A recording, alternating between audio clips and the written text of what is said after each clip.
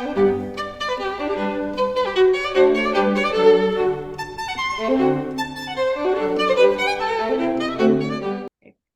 everyone. I'm Michelle Schumann, the Artistic Director of the Austin Chamber Music Center. I'm so happy to have Peter Bay here, the illustrious Peter Bay. Thank you for joining us. Illustrious. Why, thank you, Dr. Schumann. We are here to chat about our upcoming concert on Saturday, June 10th. I want to say July. It's not. It's June. Usually July, but now June, right?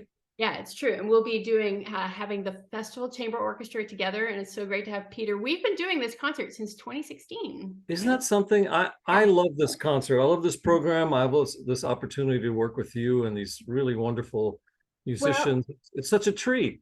Well, I wanted to ask you, I wanted to put you on the spot because you have worked with many, many fabulous artists, you know, your whole career. And you always tell me that you really enjoy doing this concert. And so I want you to like tell me a little bit about like what's fun about like a small chamber orchestra, what's fun about the summer, what's fun about our players, like just tell me why it's a little bit different. Well, the number one fun is working with you because I always enjoy your playing, and we've been friends for a very long time.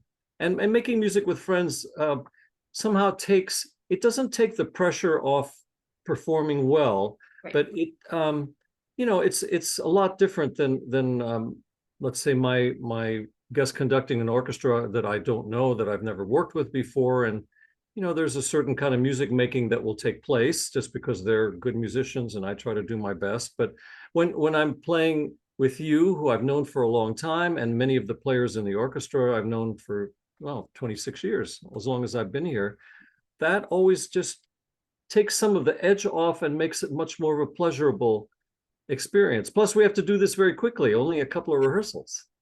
Well, it's very festival style, right? And like what you said about like playing with friends and playing with people, you know, like you have this immediate trust, like you know pretty much you're going to get to the place where you need to get to, so there's none of that anxiety of like, is this going to happen, is this going to go well? And so there's that sort of trust that happens that like lets you kind of let go and just let the music kind of shine through, right? Took the words right out of my mouth. Yeah. And then the whole summertime, I always think about this when we do our summer festival, because like the summer is a really special time for musicians. You probably did a lot of summer festivals, like even growing up as a kid too, right? And had that experience. Not so much as a child, but I would say since college or graduate school, my first experience with a summer festival happened to be the Aspen Music Festival. Of course. And that was, I mean, what a place to start making music in the summertime. That was back in 1979. Nice. And since that time, you were how old? I was 5. Thanks. 5. Yeah. Thanks a lot. Well, come on, you were a teenager too. Come on. No, I was not. No, I was 22. I was 22. So, but since Aspen, I was with the Aspen Festival for 10 years. On the faculty after being a student for a year. I had a festival in Breckenridge, Colorado. I conducted at Vail, at Bravo, Colorado there. I was 20 years with the Brit Festival in Oregon. So in other words, summertime music making is usually very hectic. You have to put together many programs in a short period of time, but it's just the atmosphere. I mean, the mountains of Colorado or of Oregon, just beautiful places to play, helps make music making enjoyable, even though it's a pressure cooker of getting everything done in a very short period of time. Yeah, and just the fact that it's summer, you know, everyone is doing something a little bit different, so they don't have like just the regular grind. I can't even believe I don't like to call it a grind, because what we do, you know, we were talking about this just the other day. What we do is it's such a pleasure, it's such an honor to be able to do what we do, that it's not fair to call it a grind. Yet a lot of people feel like, you know, that can happen, and somehow in the summer, like come like May, June, July, August, people just have like musicians just tend to be a little bit more open-minded to the whole process, even if it's really fast, because that can be really fun too. Yes, I think it's from growing up. You know, we have a pattern. When we start going to school, summer means no school, so people are already more relaxed. You know, we're relaxed, and somehow making music during the summertime feels different. And oftentimes it's in a location that's very beautiful. And of course, we enjoy playing at Bates, and it's very nice. And so the audience are mostly friends and familiar faces. And so there's a lot of joy in making music during the summer. So that's why doing this concert with you every year is always usually the kickoff for the summer season for me, and just pure fun. Yeah. And this program is pure fun also. I was just going to say, I was just playing through the Mozart concerto that we've chosen for this concert, Crystal 246. It was one of the, you gave me a list of like ones to consider. And it is just like, I just played through it. I don't know if other pianists do this. They probably don't. But since we have so little rehearsal time, I oftentimes play with a recording, like every once in a while, to just kind of check in to hear the orchestra in my head. So I got to play alongside Murray Pariah today. It was very fun. Oh, well, that's a good person to play along with. In fact, I have all of his recordings of the Mozart piano concerto. Exquisite. But this concerto is so delightful. It is so fun and effervescent, and just like, I just love it so much. And oftentimes when we're doing these concertos, we do strings only, or I choose to do strings only in a different kind of arrangement. But this time we are bringing in 2 horns and 2 oboe. So tell me, or tell our audience basically, like, what does it mean when Mozart brings the winds in? Like, what kind of colors are we going to hear? Like, how does that emphasize the music making? Well, in his early music, mostly when he wanted wind players to join, it was just a pair of oboes and a pair of horns. And that just adds additional kind of a color, people breathing through the instrument.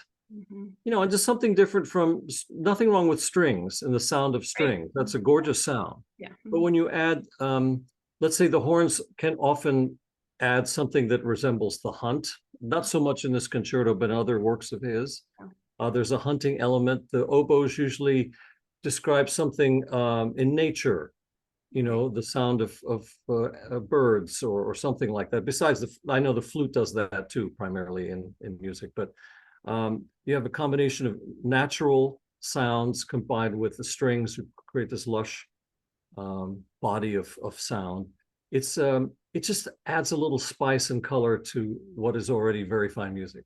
Yeah, it's sort of like a brightness, like almost a quirkiness to the sound in a way. Because, the strings, there's like the warmth that you get from the strings, right? And even with the piano, the piano sort of cuts through that. But then with these like sort of bright sound, I love the way it sounds. It just like comes into play and like little exclamation points throughout the music. Yes, and usually the wind players, they don't play consistently throughout the movements. Right. The strings do. They always do. They rarely, if ever, especially in the early concertos, rarely do they sit out. Right. But the winds come in usually at the beginning of the movements. They always come in at the end, and at specific times throughout the piece, usually when the pianist has a chance to rest, the wind players come in, or they'll add their own tiny commentary to what's going on between you and the strings. Yeah, always that kind of dialogue, right? Yes. Yeah, great. And then on the rest of the program, we have the Holberg Suite, the Grieg Holberg Suite. Tell us a little bit about that. Yeah, so Grieg was Norwegian, and in his eye, the greatest playwright, who happened to be Danish and Norwegian, was Ludwig Holberg. And so he knew Holberg's writings very, very well. So when the bicentennial of Holberg's birth came around in 1884, it felt natural to him that he should write some music to commemorate that birth. And he wrote some kind of cantata, which I can't recall the name of it, and I don't think I've ever heard it, and if it's ever performed, it's a rare day. but the Holberg Suite was another piece that was part of that bicentennial, and that's played a lot. Yeah. It's such a charming suite. Since Holberg lived in Baroque times, Grieg thought it would be appropriate to sort of write music in the style of Bach. Nice. So the movements are titled the same kind of titles that Bach gave to his suites. There's a saraband, there's a gavotte, there's a musette, there's an air, like air on G string, there's an air, a rigodon. So it's sort of French Baroque style writing. And so if if Bach were living in Grieg's time, I think that's the best way to describe the Holberg Suite. That's funny. So if you love Bach, you'll love this concert. And if you don't love Bach, you'll love it because it's not really Bach. Right. Yeah, it's play both sides, right? It's pseudo Bach, but it's Bach in romantic times. Right. There's some very, very lush romantic moments in this suite. But then once in a while you hear the Baroque influence come in. But it's a charming tribute to someone that he adored. Yeah, so super exciting. Yes, one of the players who had suggested that we do it, and I'm always open to player suggestions and to conductor suggestions, because me too. That's what makes for a fun program as well, because people want to play that music and then they're sort of behind it too. So. Yeah, I mean, it's written so beautifully for the strings, and no matter how small or large the ensemble is, the music always sounds just powerful, fun, sometimes humorous. Yeah. Melancholy. It's all in there. And Grieg is so great in that way, like that voice, that Norwegian voice. It's so singular and has that. I meant to ask you, the piece was originally written for piano. Have you ever played the piano version? That came first. That's probably why I recognize it more than I thought I should, in a way. Right. I have not played it. It was written first for the piano, and then about a year later. So this would be, he wrote it in 1884. So in the following year, he set it for strings. And I think it's played more in the string version. I've never heard a pianist play it live. And I know I have some recordings of it on piano, but never live. And a lot of Grieg's pieces are like, are these suites, or they're these piano pieces, or like compilations of short pieces in a set. So it's possible that younger people play them in like just one movement or that sort of thing. That might be more popular. So but it'll be great to hear the whole thing with strings. And then also on the program, we're going to have the string quartet version of Jessie Montgomery's Strum, which will be really fun. It's just, again, full of life and energy and this sort of Americana kind of feel to it. And then a piece that I never knew about until you told me when we met up months ago, which is the Saint-Saëns, The Wedding Cake. And it's this unbelievably charming piece that Saint-Saëns wrote for a friend of his who was getting married. She premiered it. Yes. And it's like quirky and kooky, but fun, and just like it's like a glass of champagne, pretty much. It is. I mean, it's a wonderful wedding present, and it's all of 9 minutes, 8 minutes, something like that. 7, 6. Yeah. It's a waltz. Pretty. Yeah. It's a waltz, but as you say, it has some. I mean, I think the very beginning of it, excuse me, is somewhat charming and humorous at the same time. It's like champagne bubbles going down the keyboard. Yeah, because it's like chromatic, so it almost sounds like wrong notes, but they're all the right wrong notes, and like really kind of just lots of fun. But then that's followed by this really beautiful, warm, it's a caressing kind of melody played by the violins, and there lies the romance. Right. The really important part of being married. Yeah. It's a part celebration, and it's part the importance of being married. Yeah, because there's an earnestness to the piece. Yeah. Like, even though it's kind of fluff, there's also this very intent, sincere melody that what you're talking about, that is really. That's something I admire about Saint-Saëns. He wrote a lot of very powerful, important works. The piano concertos, the violin concertos, Third Symphony is played a lot. But even these little, I hate to call them throwaways, but just little occasional pieces, short occasional pieces. There's a lot of craft in it. Oh, absolutely. A lot of craft, and it. Absolutely,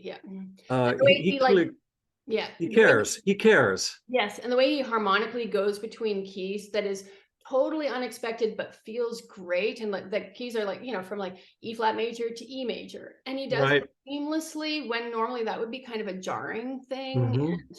But it's idiomatic at the same time. I don't know how he pulls it off. So it's like this sort of surprising and fresh harmony when what he's saying is not that heavy of a heavy. True. No, that's what I mean by putting all of his craft, even though it was just meant as a present. He clearly cared about this woman, and wanted her to have a great wedding. And I wonder if she actually, I'm trying to picture her getting married, and then in her wedding gown sitting down the piano I played at my wedding, so maybe that's not such a Oh, thing. I had a big in your gown? Not in my gown. We did a concert we got married in Round Top. We did a concert in the concert hall right before our wedding. So, you know, I mean, isn't that what everyone does? Isn't that a normal thing? No. But yeah, I guess the gown wouldn't impede your pedaling, you know? Yeah, I mean, now when I look back, I should have just played in my dress. That would have been another occasion for my dress. That would have been fun. But anyway, that will be a celebratory piece, and the whole concert will be celebratory. And I'm so happy that you're here doing it with us. It's always a huge pleasure of mine, and just always looking forward to the next year when we get to plan it together again. So, and I know our audience really loves it too. So we can't wait. So thank you. My pleasure, Michelle. Thanks for always inviting me. And I love working with you. I love doing this concert, and I want all of our friends to come hear us play. Let's pack the house. Let's do it. More. All right. Thank you, Peter. You take care. Thank you, Michelle. All the best. Bye.